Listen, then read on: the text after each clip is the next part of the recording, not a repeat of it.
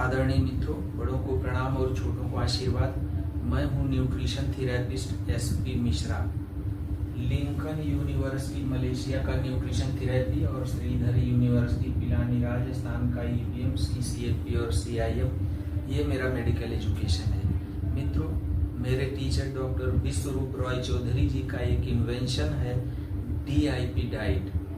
Basically इसी DIP diet का उपयोग करके हम लोग आज की डेट में दुनिया की लगभग सभी बीमारी को समाप्त करने की क्षमता रखते हैं। आज हम इसी डीआईपी डाइट के टाइप्स यानी प्रकार के बारे में चर्चा करने जा रहे हैं। तो मित्रों, डीआईपी डाइट बेसिकली 7 प्रकार की होती है, जिसमें से पहला है स्टैंडर्ड। स्टैंडर्ड मतलब वही जो बेसिक है, जो मोस्ट कॉमन है।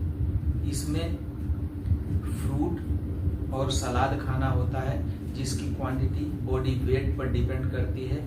मान लीजिए किसी का बॉडी वेट है 60 केजी, तो उसके लिए मिनिमम फ्रूट क्वांटिटी है 600 ग्राम्स और सलाद की भी क्वांटिटी वही यानी 600 ग्राम्स। और इसमें कुछ चीजें खाने से मना रहता है, जैसे animal food, refined food, factory food और केमिकल ड्रग्स।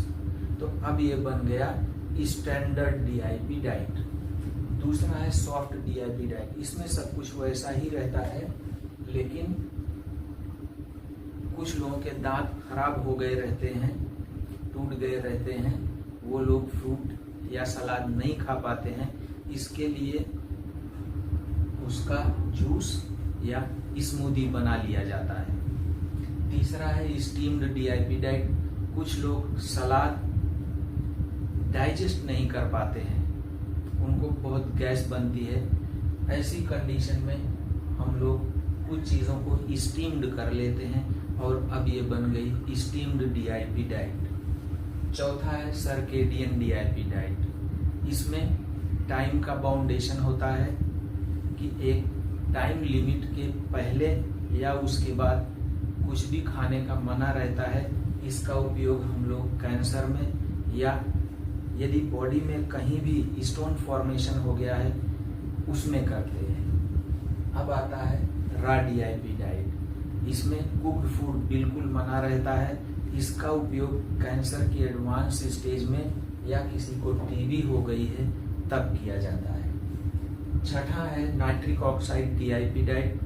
यदि किसी को रेस्पिरेटरी प्रॉब्लम्स है, एस्थमा, उस कंडीशन में नाइट्रिक ऑक्साइड डीआईपी डाइट।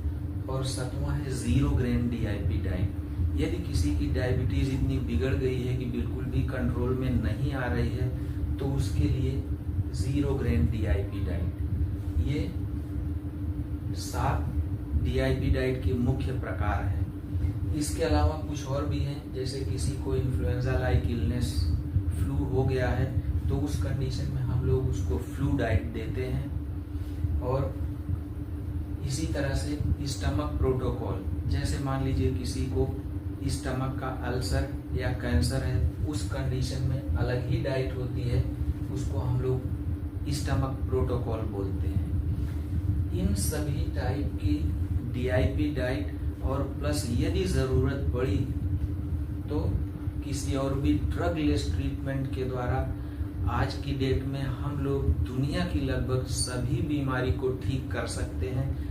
बहुत सी बीमारियों से ठीक हुए बहुत से लोगों के बहुत से टेस्टिमोनियल्स अब तक हमारे पास आ चुके हैं। मित्रों,